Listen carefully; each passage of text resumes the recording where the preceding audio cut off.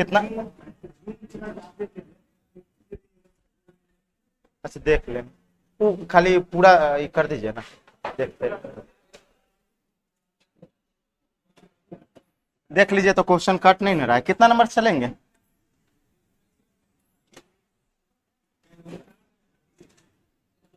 Thirty six.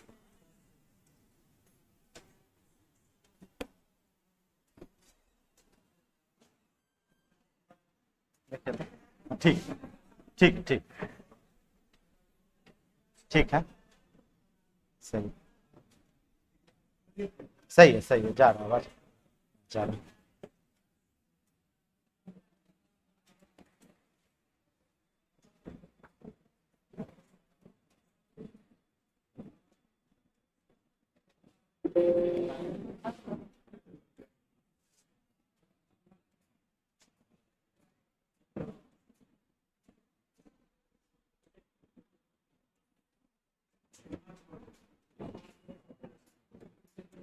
चलिए, अब ये सवाल है ना। कहा गया कि एक फल विक्रेता 9 रुपया प्रति किलोग्राम की दर से आम बेचने पर 20% हानि होती है ना। मतलब 9 रुपए प्रति किलोग्राम, इसका मतलब क्या है? 9 रुपया सेलिंग प्राइस है या कॉस्ट प्राइस है? 9 रुपया सेलिंग प्राइस हुआ, 9 रुपया क्या हो गया उसका? Selling price. तो अगर इधर सेलिंग प्राइस है तो इधर भी क्या होगा? Selling price. तो कहेंगे सर 20% हानि पर सेलिंग प्राइस क्या होगा? 80%। नहीं होगा, ये भी आपका सेलिंग प्राइस, वो भी क्या है? Selling price. LHS RHS बराबर हो गया। अब कहता है कि इस पर 5% लाभ कमाने के लिए उसे कितने रुपये प्रति किलोग्राम की दर से क्या करना पड़ेगा? बेचना पड़ेगा। तब 5% का लाभ चाहिए तो कितना परसेंट विक्रय मूल्य होना चाहिए? 105। 5% का लाभ चाहिए तो विक्रय मूल्य 105 होना चाहिए। तो कहेंगे सर यहां से 105 बराबर क्या? तो एक बात बताइए, 1% हो जाएगा 9 बटा क्या हो जाएगा? 80। 105 चाहिए तो 105 से क्या कर दिए? गुना कर दिए। अब काट कूट लीजिए, जो भी आएगा वही आंसर आ जाएगा। 16 पंचे 80 और 21 पंचे, है ना। और 3 नहीं कटेगा, अब नहीं कटेगा, पॉइंट पॉइंट में जाएगा लगता है। 11.81 आ जाएगा, लिख लीजिए 11.88। अब ये सब सवाल तो एक बार नहीं बहुत बार चला है ना। 11.8 है, परसेंटेज में भी चला है ना। तो जानते हैं ना, तो कोई चैप्टर नहीं, सिर्फ परसेंटेज है। कोई एक तो नाम रख दिया ना, प्रॉफिट एंड लॉस। SICI भी आपका क्या है? वो भी परसेंटेज ही है, सारा परसेंटेज ही है। एक बार फिर से लिख लीजिए।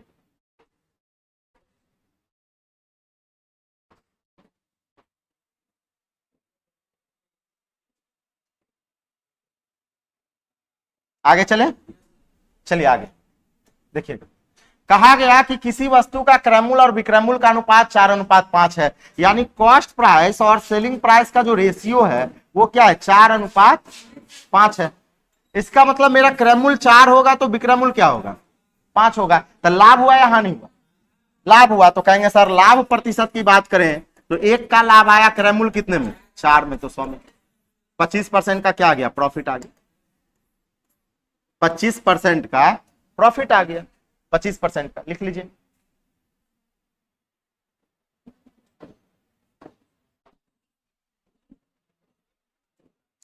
पच्चीस % का प्रॉफिट हो गया। हाँ,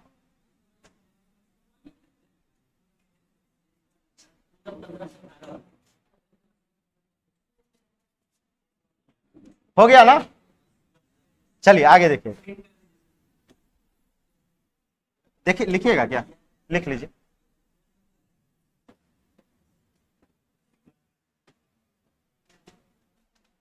हो गया, है ना। आगे देखिए, आगे कहा गया कि एक व्यक्ति 5% कम, है ना, पर खरीदता है तथा 1 रुपया कम पर बेचता है तो 10% का लाभ होता है। ठीक है। तो कहा गया वस्तु का क्रय मूल्य क्या है? वस्तु का क्रय मूल्य क्या है? याद होगा आपको बताए थे कि आपसे सबसे पहले, अगर वस्तु का कॉस्ट प्राइस हमेशा कितना होता है? 100% होता है। कहता है कि एक व्यक्ति वस्तु को 5% कम में खरीदता है। कितने परसेंट कम में? यानी 5% कम में खरीदा, यानी कॉस्ट प्राइस उसका क्या होगा, इतने में खरीदा, इतने में खरीदा, और कहता है 1 रुपया कम में बेचता है, 1 रुपया क्या करता है, कम में बेचता है, तो कहा गया 10% का क्या होता है, लाभ होता है। तो ये सवाल, जब ये जो सवाल है ये थोड़ा सा घुमावदार नहीं, सवाल ठीक है ना। यहां देखिएगा, हाँ छूटा उटा भी है क्या, यहां पे देखिए तो एक 5% लाभ भी होगा, है ना। देखे सवाल, देखे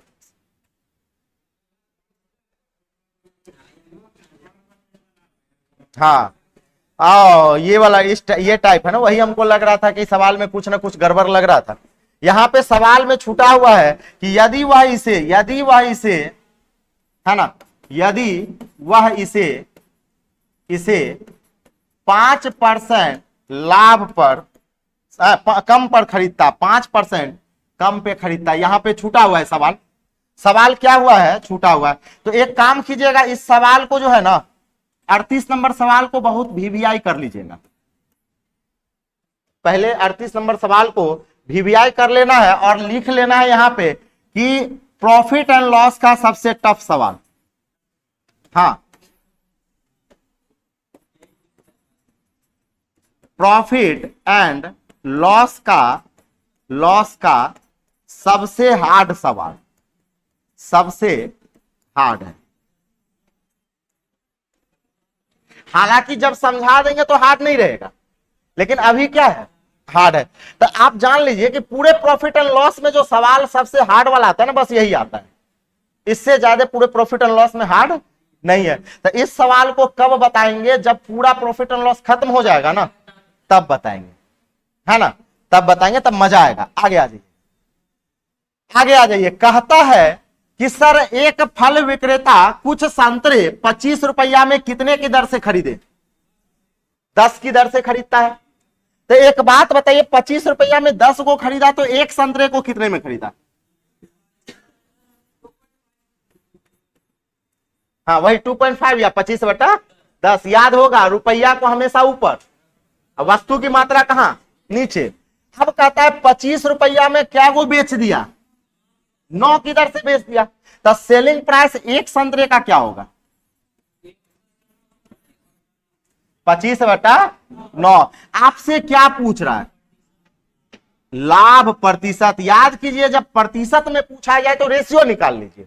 डायरेक्ट लाभ पूछा जाता है तो विक्रय मूल्य माइनस क्रय मूल्य या क्रय मूल्य माइनस विक्रय मूल्य बताए थे। तो हम कहेंगे सर चूंकि लाभ प्रतिशत पूछा तो रेशियो निकाल लीजिए, 25 से 25 क्या हो जाएगा, कट जाएगा। ऊपर से ऊपर कटता है, नीचे से नीचे कटेगा, ऐसे ऐसे कटता है, और कोना कोनी गुना होता है।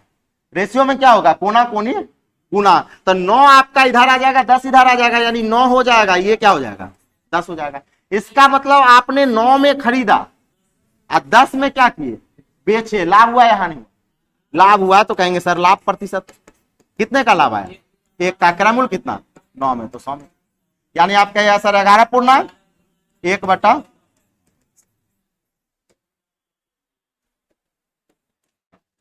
11.1/9% लिख लीजिए। आसान है ना। अच्छा, इसमें डायरेक्ट लाभ पूछता है तो इसको सिंगल रेशियो में बदलते नहीं, बदलते। क्या करते, विक्रय मूल्य माइनस क्रय मूल्य या क्रय मूल्य माइनस विक्रय मूल्य करते।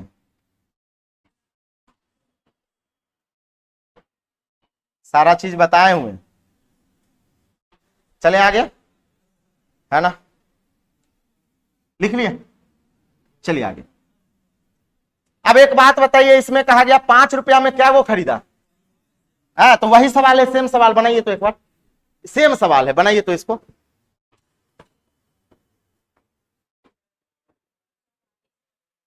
44%।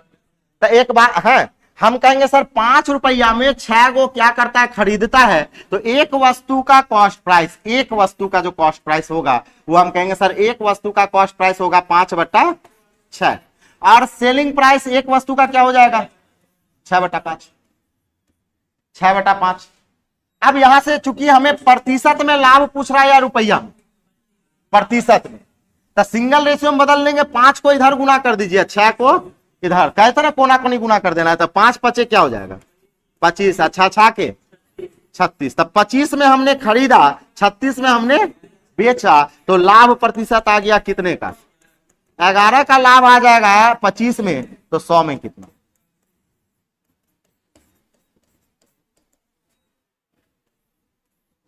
बन जाएगा, है ना। तो टाइप आपको बता दिए हैं तो ज्यादा दिमाग लगाना पड़ रहा है, वही नहीं बताते तो थोड़ा सा दिक्कत होता। लिख लीजिए, हो गया ना, चलिए होना ही है। हाँ ये भी वही है, सेम सवाल है। कहता है सर 24 रुपया में 16 को खरीदा, 18 रुपया में 8 को क्या किया बेचा, तो लाभ प्रतिशत पूछ रहा है, बन जाएगा, है ना, बन जाएगा। आगे आ जाइए। हाँ ये भी वही है, लेकिन इसमें रुपया में, हाँ इसमें किसमें है, रुपया में है, बताए थे, है ना, रुपया में। समझिएगा, कहा गया कि एक फल विक्रेता 34 रुपया में 8 की दर से क्या करता है, सेब खरीदता है, तो एक सेब का क्रय मूल्य क्या होगा, ये कितने सेब का क्रय मूल्य हुआ, एक सेब का। आप चाहिए तो इसको काट भी सकते हैं, इसको काट भी सकते हैं, है ना, 17 दूना 34, 4 दूना 8 भी कर सकते हैं, कोई दिक्कत नहीं है। अब आ जाइए, कहता है 57 रुपया में क्या को बेचता है 12 को, तो एक सेब को कितने में बेचा 57 बट्टा 12, रुपया ऊपर वस्तु की मात्रा नीचे, हमेशा रुपया को कहां रखेंगे ऊपर, वस्तु की मात्रा नीचे। अब आपसे कहता है कि 45 रुपया, क्या गो रुपया लाभ कमाने के लिए, 45 रुपया लाभ कमाने के लिए उसे कितने सेब बेचने होंगे। तो अभी आप 45 को गोली मारिए, आप गोली मत मार दीजिएगा, ठीक है, यहां देखिएगा, समझिए, हाँ समझिए। हम कहेंगे सर एक सेब पर कितने का लाभ है, पहले हम क्या निकालते हैं एक सेब पर, तो लाभ निकालने के लिए इसको सिंगल रेशियो में बदलेंगे नहीं, डायरेक्ट क्या करेंगे विक्रय मूल्य माइनस क्रय मूल्य। हम कहेंगे सर मेरा लाभ, एक सेब पर लाभ निकालते हैं तो कहेंगे सर विक्रय मूल्य माइनस क्या होगा क्रय मूल्य निकालेंगे। तो एक बात बताइए, यानी 57 बट्टा 12 माइनस करेंगे 34 बट्टा 8, कैलकुलेट करके बताइए कितना आएगा, 1/2 आएगा। तो कैलकुलेट करके आ गया 1/2, भिन्न का घटाव करेंगे तो कितना आ जाएगा 1/2, है सही है ना, 1/2, कोई झोल नहीं ना है। अब एक बात बताइए, एक क्या है आपका रुपया है, और 2 क्या है, अब वस्तु मतलब सेब है, वस्तु मतलब सेब है, तो आप कहिएगा 2 सेब पर क्या टका का लाभ 1 रुपया, 2 सेब पर 1 रुपया का लाभ, और 1 सेब पर कितना का लाभ 50 पैसा का लाभ। तो आपको क्या रुपया का लाभ चाहिए 45 रुपया का लाभ चाहिए, क्या रुपया का 45 रुपया का। तो 1 रुपया को 45 रुपया बनाने के लिए कितने से गुना, तो ऊपर 45 से किए तो नीचे भी किससे 45 से। क्या बताए थे एक दिन हम बताए थे, तो बताइए 45 रुपया का लाभ पाने के लिए क्या गो सेब बेचना पड़ेगा 90 गो सेब आपको क्या करना पड़ेगा बेचना पड़ेगा, यानी ऑप्शन नंबर ए आएगा, ऑप्शन नंबर ए आएगा। क्या बताए थे कि नहीं बताए थे टाइप में, है ना, लिख लीजिए।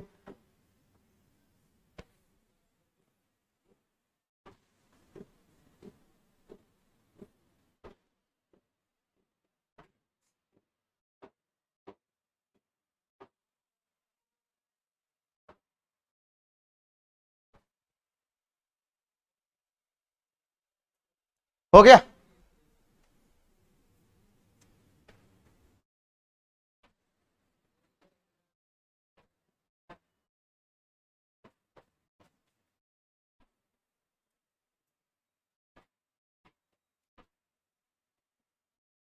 है ना, मतलब आपको 45 रुपया लाभ पाने के लिए क्या गो सेब 90 गो सेब क्या करना पड़ेगा बेचना पड़ेगा। अगले सवाल पे आते हैं। अगला सवाल कहता है कि 17 गेंद 720 रुपया में बेचने पर 5 गेंद के क्रय मूल्य के बराबर क्या हो जाती है हानि होती है ना। याद कीजिए आपको बताए थे जिसके बराबर लाभ और हानि हो जाए उसी को क्या मान लेना है, एक मान लेना है 1 रुपया। बताए थे ना कि अगर विक्रय मूल्य के बराबर हानि हो जाए या लाभ हो जाए तो एक वस्तु का विक्रय मूल्य एक मानेंगे, और क्रय मूल्य के बराबर लाभ हानि होता है तो किसको मानेंगे? क्रय मूल्य को मानेंगे। तो यहां पे कहा गया क्या गो गेंद बेचने पर? 17 गो गेंद को आप कितने में बेचे? 720 में बेचने पर 5 गेंद के क्रय मूल्य के बराबर क्या हो गया? हानि हो गया। तो हम क्या मानते हैं कि सर एक गेंद का कॉस्ट प्राइस मान लेते हैं 1 टका, या एक गेंद का क्रय मूल्य मान लेते हैं x। ये भी तो मान ही सकते हैं ना, एक गेंद का क्रय मूल्य क्या मान लिए? x मान लिए। तो एक बात बताइए, आपका जो हानि हुआ वो 5 गेंद के क्रय मूल्य के बराबर हुआ, यानी हानि 5x का होगा, नहीं हुआ? हानि कितने का x का हुआ? 5x का हुआ। अच्छा, क्या गो गेंद आप बेचे हैं? 17 गो गेंद बेचे हैं। तो 17 गो गेंद बेचे हैं तो 17 गो गेंद को खरीदे भी होंगे, ऐसा थोड़ी ना बाबूजी घर से लाए होंगे, खरीदे होंगे। यानी एक बात बताइए, हम कहेंगे सर अगर एक गेंद को x रुपया में खरीद रहे हैं तो क्या 17 गेंद का कॉस्ट प्राइस, 17 गेंद का कॉस्ट प्राइस क्या होगा? 17x होगा? नहीं होगा। अब जरा सोचिए, अब जरा सोचिए कि 17 रुपया में आपने सामान खरीदा, 5x का क्या हो गया? हानि हो गया। तो आपका विक्रय मूल्य कितना होगा? 22 या 12? अरे 17 रुपया में आप खरीदे सामान, अब 5 रुपया का क्या हो गया? हानि। इसका मतलब 12 टका में बेचे। हानि हमेशा क्रय मूल्य से क्या हो जाता है? घट जाता है, घट जाता है। तो कहेंगे सर मेरा विक्रय मूल्य कितना हो गया? 12x, और वो विक्रय मूल्य कितने के बराबर है? 720 रुपया के बराबर है ना। तो x बराबर क्या आ जाएगा? 12 पंचे 60, भर छके 72, 60 रुपया। यानी एक गेंद का जो क्रय मूल्य आया वो कितना आ गया? 60 रुपया। ऑप्शन नंबर डी आ गया, ऑप्शन नंबर डी आ गया। नहीं, ऐसे सोचिए ना कि आप इसको 17 रुपया में खरीदे, 17 रुपया में क्या किए? अब 5 रुपया का हानि हो गया, कितने में बेचे थे? हाँ, 12x विक्रय मूल्य हुआ, ये 12x क्या हो गया? विक्रय मूल्य हुआ, 12x विक्रय मूल्य। ये विक्रय मूल्य कितने के बराबर हो गया? 720, क्योंकि आपका विक्रय मूल्य है कितना? 720। तो एक का क्रय मूल्य क्या आ गया? तो कहेंगे सर 60 रुपया आ गया। अब इसी को एक भी मानिएगा तो भी बनेगा, है ना, एक भी मानेंगे तो भी बनेगा।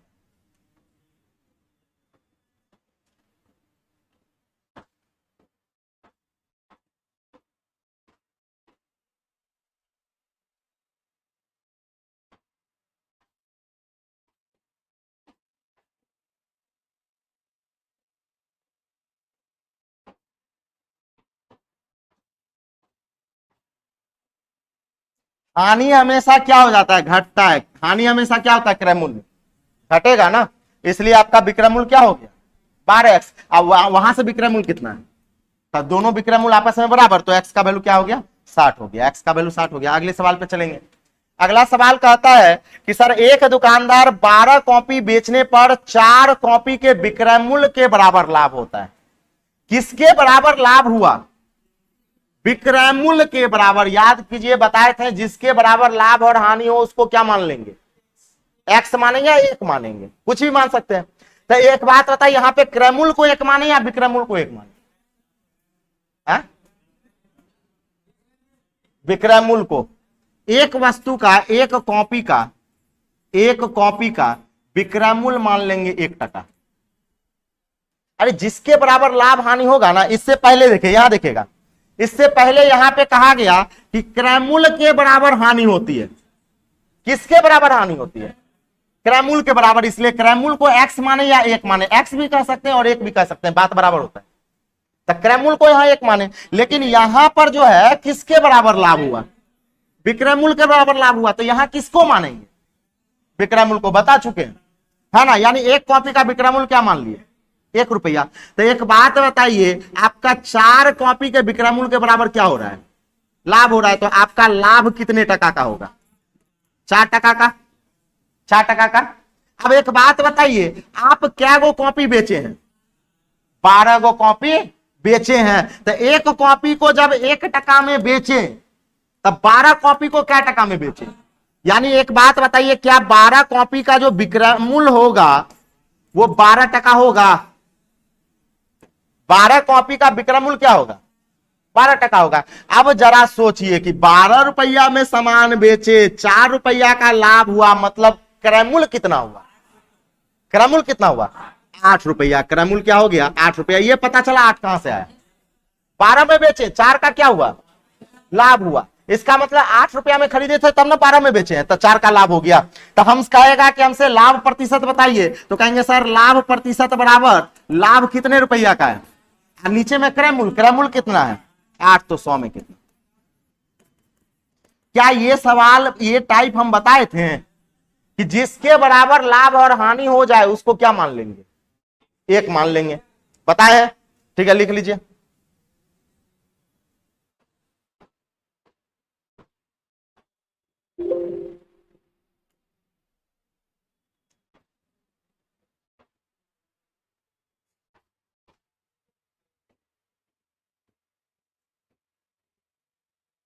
हो गया ना? चलिए,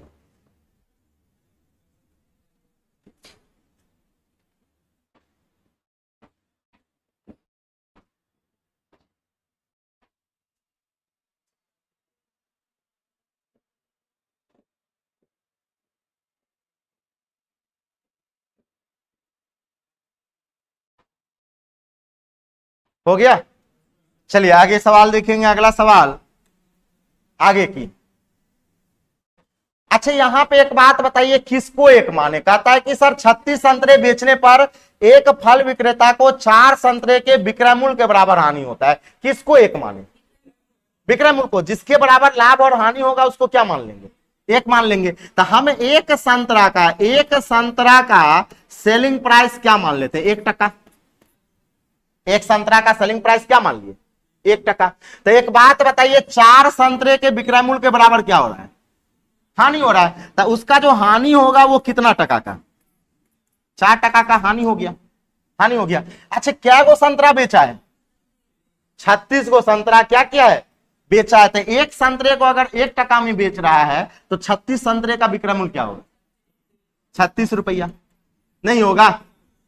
अब जरा सोचिए कि 36 में हमने सामान बेचा, 4 रुपया का क्या हो गया? हानि हो गया। तो हमने कितने में खरीदा? 40 में खरीदा था। हमने कितने में खरीदा था? 40 में खरीदा था। क्रय मूल्य 40 आ गया। तो कहेंगे सर हानि प्रतिशत, हानि प्रतिशत 4 का हानि, क्रय मूल्य कितने में? 40 में। तो समझ बन जाएगा। छोटे आज बहुत लेट। चाबी देने किसको गए थे? चाबी का तो एग्जाम देने आए तो आप चाबी देने गए। कितना घंटा चलेगा चाबी देने के बाद? चाबी देने के बाद कितना घंटा चलेगा? और नहीं नहीं समझ रहे हैं। चलिए, बचपन में खिलौना में चाबी देते थे तो चलता था ना? हाँ, 2 मिनट 4 मिनट चलता था। तो आप जिसको चाबी दे के आए वो कितना घंटा तक चलेगा, वही पूछ रहे थे। आ जाइए, यहां देखिए। कहा गया कि सर यदि 110 आम बेचने पर 120 आमों का क्रय मूल्य प्राप्त होता है। क्या कहा गया? 110 आम बेचने पर 120 आम का क्या प्राप्त होता है? क्रय मूल्य प्राप्त होता है। यानी आप ये कहिएगा कि सर 110 आम का विक्रय मूल्य और 120 आम का क्रय मूल्य आपस में क्या है? बराबर है। 110 आम को जब बेचेंगे तो 120 आम का क्या प्राप्त हुआ? क्रय मूल्य प्राप्त हुआ। तो कहेंगे सर 110 आम का विक्रय मूल्य और 120 आम का क्रय मूल्य आपस में क्या है? बराबर है। अब यहां से बता दीजिए, रेशियो निकाल लेंगे। हम कहेंगे सर एसपी बटा सीपी। एसपी बटा सीपी क्या आ गया? 12/10, 12/11। एसपी बटा सीपी क्या है? 12/11। 12 नीचे आ गया। तो एक बात सही है ना? हाँ सही है। तो एक बात बताइए, आपका विक्रय मूल्य 12 का, क्रय मूल्य क्या है? 11 का। लाभ हुआ या हानि हुआ? लाभ हुआ। तो कहेंगे सर लाभ प्रतिशत है ना, 1 का लाभ आया, क्रय मूल्य कितने में? 11 में। तो 100 में कितना? कितना पूर्णांक में आ जाएगा? हाँ, 9.1/11% का प्रॉफिट हो जाएगा, है ना? सवाल में कुछ है? लिख लीजिए। अब जो लड़का रूम पे जाके एक सवाल को 5 बार बनाइएगा उन्हीं को सफलता हाथ लगेगा, बाकी बात जो है ना 1 महीना के बाद पता भी नहीं चलेगा कि हम प्रॉफिट एंड लॉस पढ़े भी थे, है ना।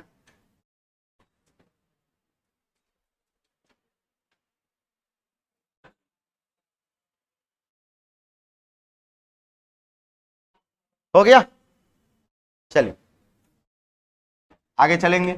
अगला सवाल कहता है कि सर 40 वस्तुओं का क्रय मूल्य एक्स वस्तु सॉरी 20 है और इधर 20 वस्तुओं का क्रय मूल्य एक्स वस्तुओं के विक्रय मूल्य के बराबर है। यानी आप ये कहिएगा कि सर 20 वस्तु का क्रय मूल्य वो बराबर है एक्स वस्तु के विक्रय मूल्य के। क्या ये टाइप बताए थे?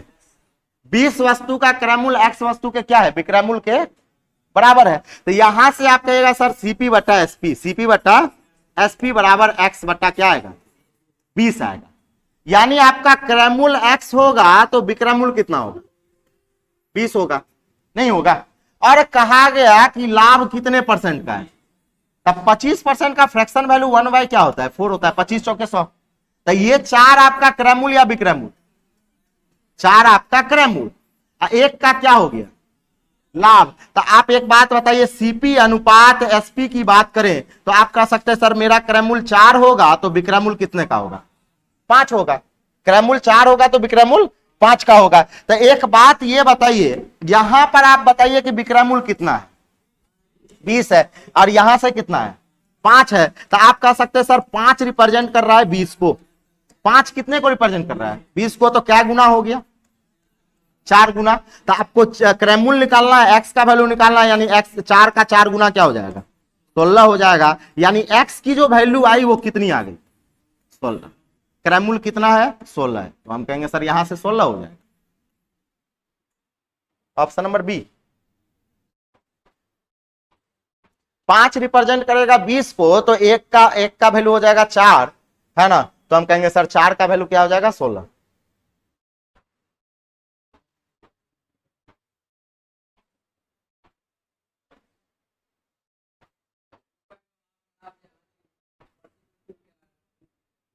हाँ, तुलना कर देना है इसको फ्रैक्शन में तोड़ के। क्या करेंगे? इसको तुलना कर दिए कि विक्रय मूल्य के बराबर होगा। तो 5 बराबर 20 हो जाएगा तो 1 बराबर 4 आ जाएगा। तो कहेंगे सर 4 बराबर क्या हो जाएगा? 16 हो जाएगा। यानी क्रय मूल्य 16 हो गया।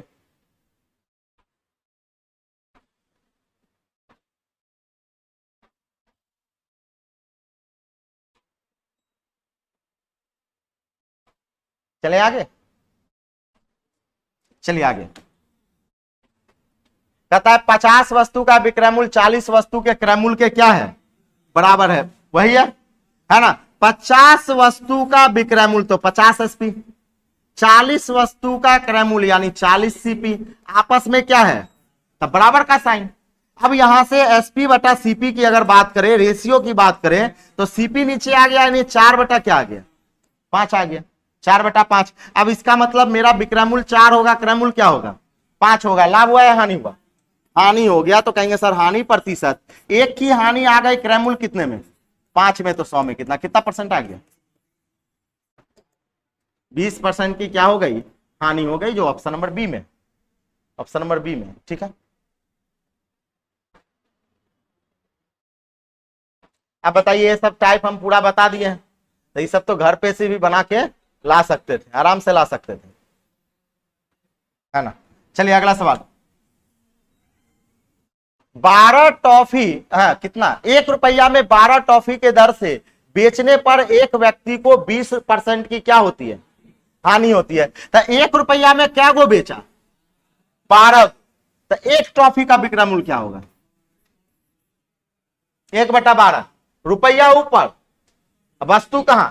नीचे। क्या ये 1 टॉफी का विक्रय मूल्य है? तो इधर विक्रय मूल्य तो इधर भी क्या होगा? विक्रय मूल्य होगा। और विक्रय मूल्य कितना परसेंट हानि है? 20% हानि, यानी क्या इधर 80% होगा। तो 80% बराबर क्या हो गया? 1/12। अब हमसे कहता है कि 24 रुपया में, कितने रुपया में? 24 रुपया में के कितने बेचे कि 20% का क्या हो? तो आपको लाभ चाहिए ना 20% का। अभी 24 रुपया को गोली मारिए, 24 रुपया को गोली मारिए, आपको लाभ कितने परसेंट का चाहिए? 20% का, तो 20% का लाभ चाहिए, मतलब 120% चाहिए। हाँ, नहीं दिया है, दिया होगा, कितना दिया है? डायरेक्ट 20% का लाभ दिया है। 49। 1 रुपया में वह कितनी बेचे कि 20% का क्या हो, लाभ हो। यहां पे कहा गया 24 रुपया नहीं, यहां पे 1 रुपया है। यहां पे क्या है, 1 रुपया। चलिए, अरे 24 रुपया भी रहता तो कोई भी फर्क नहीं है, 1 रुपया भी है तो भी कोई भी फर्क नहीं है। लेकिन अभी रुपया को गोली मारिए, आपको क्या चाहिए, कितने परसेंट का लाभ चाहिए? 20% का लाभ चाहिए। तो एक बात बताइए, 80% बराबर इतना, तो 120 निकालना है, 120 निकालना है। तो देखिए 120 कैसे निकालते हैं। 1%, 1/12 गुना 80 होगा। 80 कहां चले गया, नीचे। आपको कितना परसेंट चाहिए? 120। तो 120 से गुना कर दिए, 120 से क्या कर दिए, गुना कर दिए, 120 से गुना कर दिए। कैसे निकाले, 1% निकालने के बाद 120 से गुना किए। 80 कहां चले गया, नीचे, और 120 चाहिए तो 120 से क्या किए, गुना कर दिए। अब इसको जरा कैलकुलेट कीजिएगा। तो एक बात बताइए, कट गया, सुन्ना से सुन्ना कट गया, 1 क्या आ गया? अच्छा, 1 क्या है आपका, रुपया। 8 क्या है, वस्तु मतलब टॉफी। यानी आप कहिएगा कि सर 1 रुपया में क्या गो टॉफी, 8 गो टॉफी। यहां अगर 24 रुपया रहता, वहां 1 को 24 से गुना करते तो नीचे में भी किससे गुना करते, 24 से। तो कहते 24 रुपया में 8 गुना 24 टॉफी होता है। तो 1 रुपया में क्या गो टॉफी हो जाएगा, कहेंगे सर 8 गो टॉफी हो जाएगा, है ना। जाएगा रुपया रहता बना देते। देख रहे हैं ना, पहले हम क्या ले रहे हैं, सेलिंग प्राइस निकालने के बाद जो रुपया में कहा जाता है उसको कन्वर्ट कर लेते हैं, ठीक है।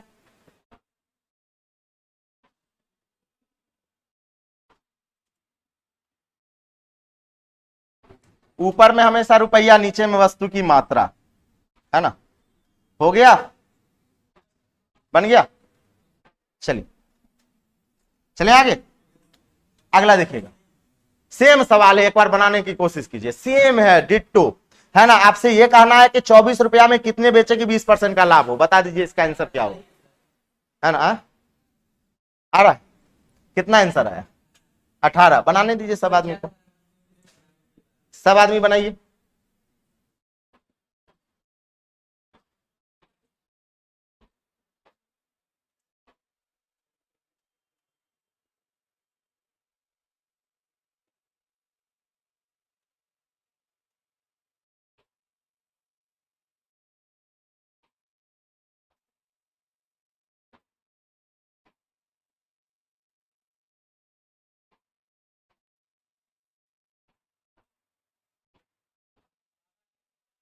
क्या आएगा, 18।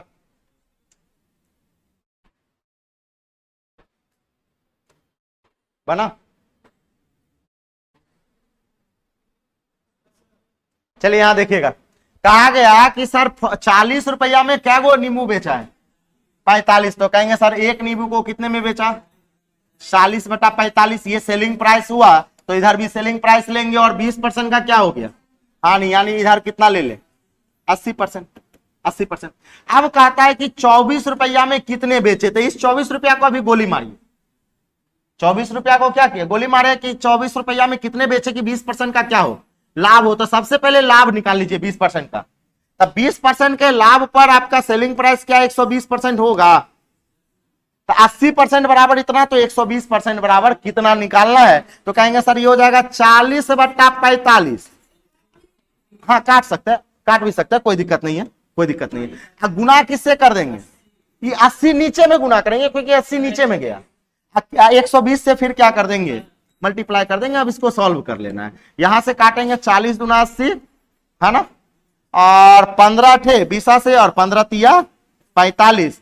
ये और भी कटेगा, ये कटेगा 4 बार, यानी 4 क्या आ गया, 3 आया। इसका मतलब ये 4 क्या है, रुपया है, 3 क्या है, नींबू है, वस्तु है, मतलब नींबू है ना। तो आपको क्या रुपया कहा था, 24 रुपया। आपसे कहा था कि 24 रुपया में कितना बेचना चाहिए, 24 रुपया में। तो एक बात बताइए, यहाँ पे 4 रुपया को 24 बनाने के लिए कितने से गुना, यहां 6 से गुना करेंगे तो यहां भी 6 से, यानी 24 रुपया में क्या गो नींबू हो जाएगा, 18 गो।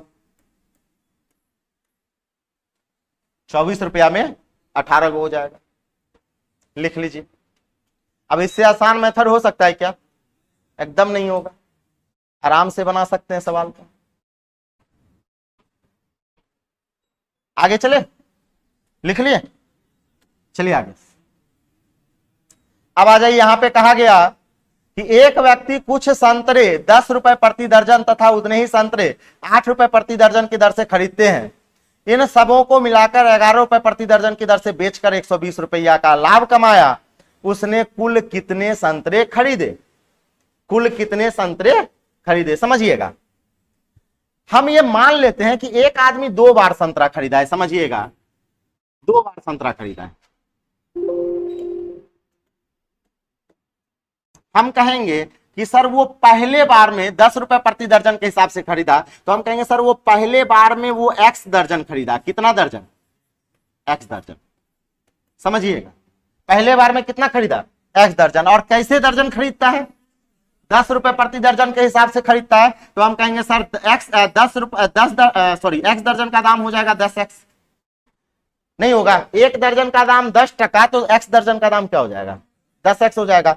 अब कहता है कि उतने ही संतरे, यानी सेकेंड बार में वो फिर एक्स दर्जन ही खरीदता है, सेकेंड बार में वो एक्स दर्जन ही खरीदता है। और वो अब की बार किस कैसे रेट से खरीदता है, 8 रुपए दर्जन की दर से खरीदता है, यानी कितना हो जाएगा क्रयमूल्य, 8x हो जाएगा। तो एक बात ये बताइए, ये आपका क्रयमूल्य है ना, ये आपका क्या है, क्रयमूल्य। तो एक्स दर्जन यहां खरीदा, एक्स दर्जन यहां खरीदा, तो बताइए टोटल कितना दर्जन खरीदा, 2x दर्जन खरीदा। तो 2x दर्जन का क्रयमूल्य कितना हो जाएगा, 18x हो जाएगा। कितने दर्जन का क्रयमूल्य होगा, 2x दर्जन का क्रयमूल्य का हो जाएगा 18x हो जाएगा। अब कहता है इन सबों को मिलाकर उसने 11 रुपए प्रति दर्जन से क्या कर दिया, बेच दिया। यानी एक दर्जन को वो 11 रुपया में बेचेगा, सबको मिलाकर। तो टोटल बताइए उसका जो विक्रय मूल्य की बात करें, विक्रय मूल्य की बात करें, तो टोटल 2x दर्जन न वो से खरीदा था संतरा। संतरा क्या कितना खरीदा था, 2x, x दर्जन पहले, x दर्जन बाद में। तो 2x दर्जन का जो विक्रय मूल्य होगा वो आप कहेगा सर 11 दूना 22x होगा। कितना हो जाएगा, 22x होगा। कैसे, एक दर्जन को कैसे बेचा, 11 में, तो 2x दर्जन को कितना बेचेगा, 22x में बेचेगा। अब ये बताइए, ये बताइएगा कि 2x दर्जन का क्रय मूल्य इतना है और 2x दर्जन का विक्रय मूल्य इतना है, तब बताइए आपका यूनिट सेम है या नहीं है, सेम है, सेम है। कैसे सेम है, 2 दर्जन का क्रय मूल्य, 2 दर्जन का क्या है, विक्रय मूल्य, है ना। या इसको आप 1 दर्जन पे भी बना सकते हैं, 1 दर्जन का क्रय मूल्य, 1 दर्जन का विक्रय मूल्य, यूनिट सेम होना चाहिए। तो कहेंगे सर यहां से कितना का लाभ आया, 4x का लाभ आया। कितना का लाभ आया, 4x का। और 4x बराबर यहां पे कितने का लाभ आया, 120। 4x बराबर क्या आ जाएगा, 120। तो x बराबर क्या, 30 दर्जन। यानी आप कहिएगा सर पहले बार में वो 30 दर्जन खरीदा, तो दूसरे बार में भी कितना खरीदा, 30 दर्जन खरीदा। यानी टोटल कितना खरीदा, तो कहेंगे सर 60 दर्जन खरीदा। टोटल कितना संतरा खरीदा, 60 दर्जन खरीदा। इसका आंसर सुधार लीजिएगा।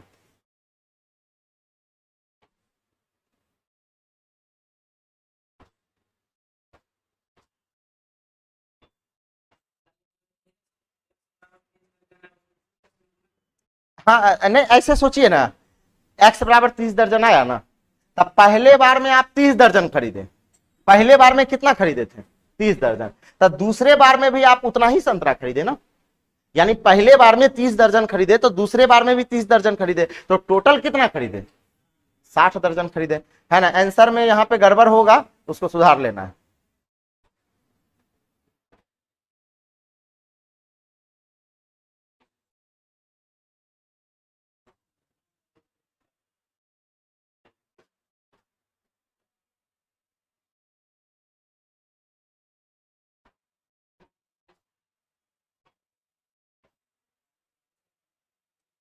अब देखिए यहां x के जगह 1 भी मान सकते हैं, 1 पे भी बन जाएगा सवाल। हो गया, इसमें दिक्कत है नहीं ना? हाँ हाँ, ये सीपी हो गया। ये क्या हो गया? सीपी। समझिए ना कि x दर्जन 10 टके के दर से खरीदा तो 10x क्रैमुल हो गया। फिर उतना ही दर्जन कहा तो उतना ही दर्जन मतलब फिर x से दर्जन खरीदा तो उसका क्रैमुल क्या हो जाएगा? 8x हो जाएगा। तो टोटल क्रैमुल की बात करें तो x दर्जन यहां, x दर्जन यहां, यानी कितना दर्जन हो गया? 2x। तो 2x दर्जन का क्रैमुल कितना हुआ? 18x। तो 2x दर्जन का विक्रयमूल्य क्या होगा? 22x, क्योंकि एक दर्जन को कैसे में बेचा?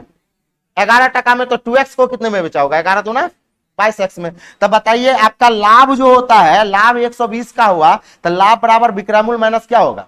क्रयमूल्य, यानी 4x बराबर 120, तो x बराबर क्या होगा?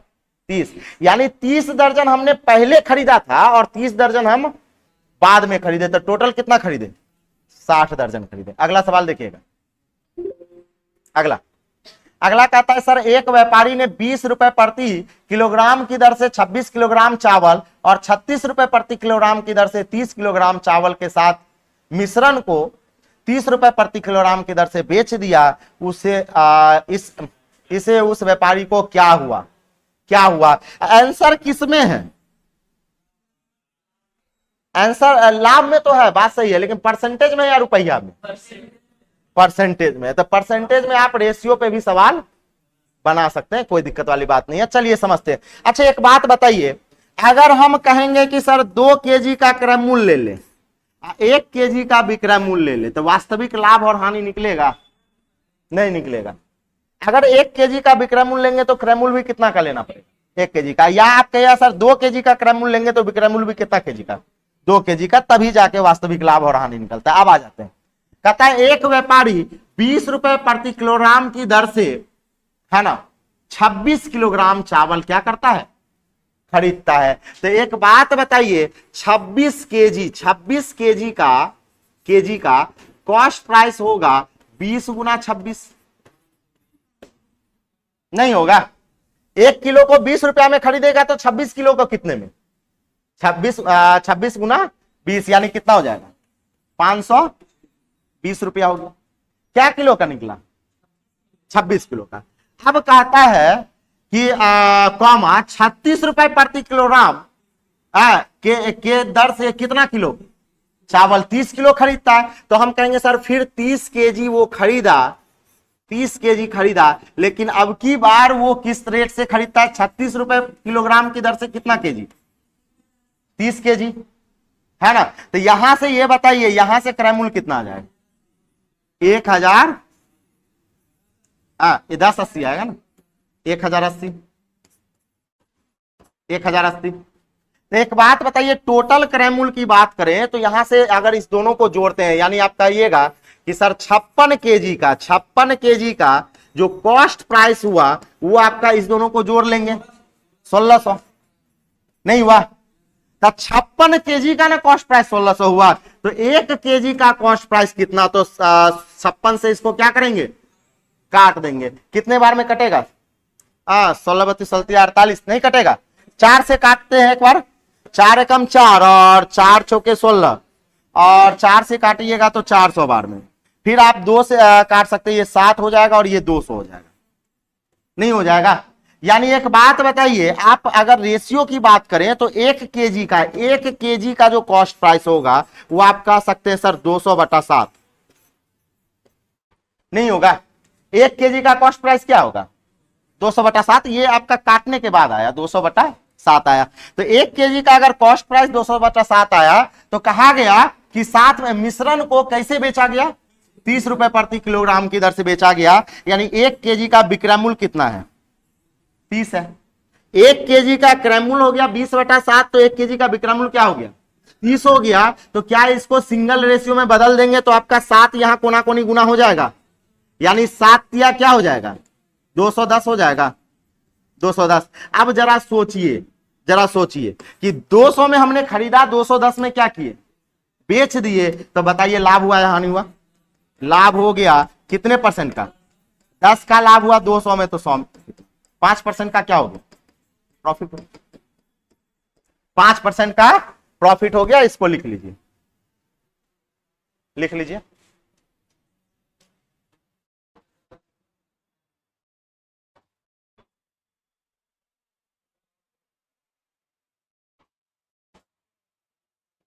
बन गया। हाँ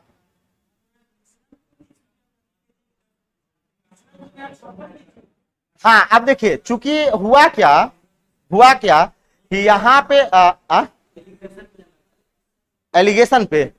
एलिगेशन कब लगाते हैं ये पता होना चाहिए। एलिगेशन पे सवाल नहीं बनेगा क्योंकि वहां हमें कॉस्ट प्राइस नहीं पता है, कभी बन ही नहीं सकता है।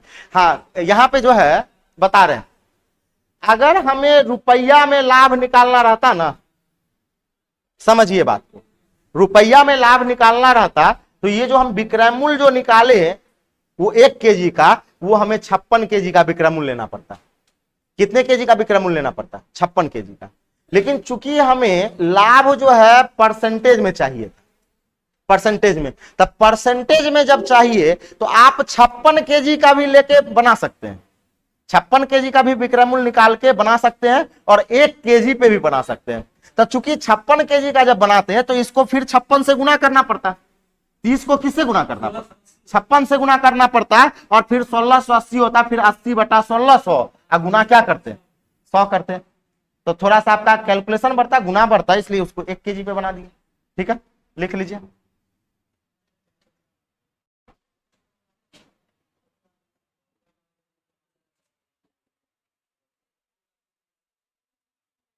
और हाँ, ये सवाल एलिगेशन से कभी नहीं बनेगा, बात समझ रहे हैं? एलिगेशन से कभी नहीं बनेगा। क्यों नहीं बनेगा बता देंगे एक दिन।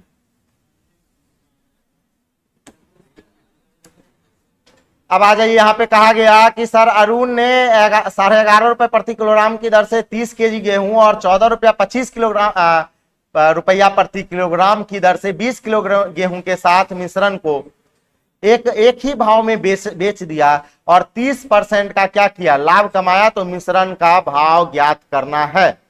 मिश्रण का क्या ज्ञात करना है? भाव ज्ञात करना है। तो एक बार यहां देखिएगा, 1 केजी को कितने में खरीदा? 11.5 रुपया में। तो 30 केजी को कितने में खरीदा होगा? गुना कर देंगे, गुना कर देंगे। यानी आप कहेगा सर 30 केजी का जो कॉस्ट प्राइस होगा कितना?